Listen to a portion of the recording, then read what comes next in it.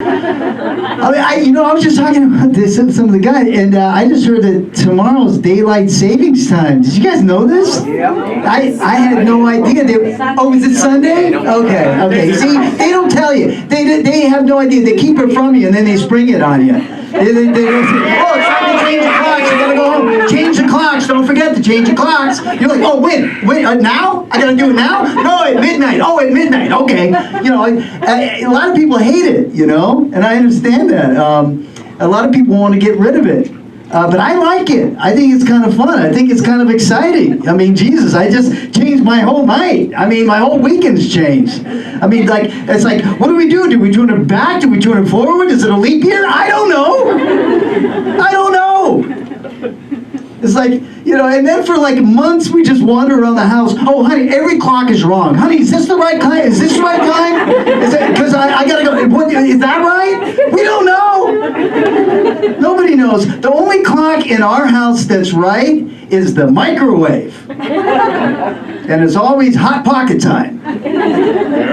And forget trying to change the clock in your car, right? Forget about it. I mean, Jesus, you're trying to push buttons, everything. You finally got to get out the manual, right? And you got the other time, like 6 months ago, I've been reading the manual for like 20 minutes until I realized I'm reading German.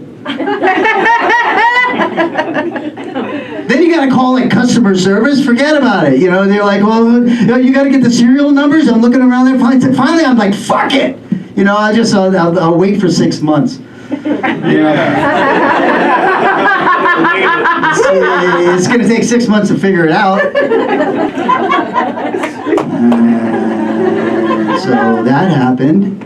And then, but I love my mom, she's a free spirit. She cannot be contained, She's like, and as soon as she walks in the door, it's like, no drinking, no smoking, no doing drugs, no nudity in the house. I mean, she wasn't following any of our rules.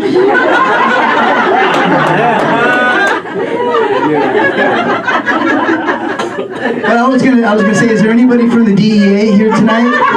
Anybody? All right, good. Yeah. My mom's a drug dealer. We used to have this house in San Francisco, and she used to deal pot. We had this gate, and all the hippies would line up on the gate, right? And they would give a password, and they'd slip in the gate, and they'd get their weed. And back then, there were lids of grass. Does anybody know what a lid of grass is? Yeah, in our house, it was 2 handfuls. That was a lid. Anyway, they get their grass, they pop out the side gate. It was a pretty good system. And then one weekend, my mom ran out of baggies, and her friend Nancy comes over with a case of surgical gloves, right? And they took the weed, and they stuck them in the surgical gloves, and they sold those. And it was known as the 5-finger lid. It was very famous throughout the Bay Area.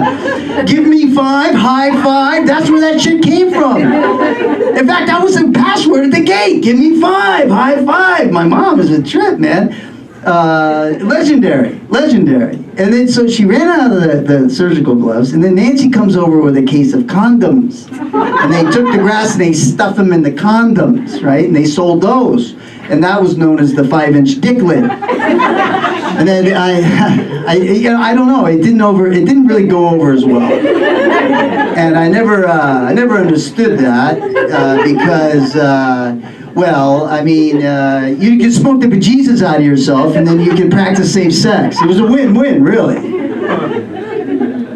But nobody was practicing safe sex back then, right? I mean, safe sex was like not having sex in a moving vehicle. That would be safe sex, right? Or safer sex. That would be safer sex. Hey, you guys, thanks a lot for coming out and supporting comedy. I'm Tom Kearney. We'll see you next time.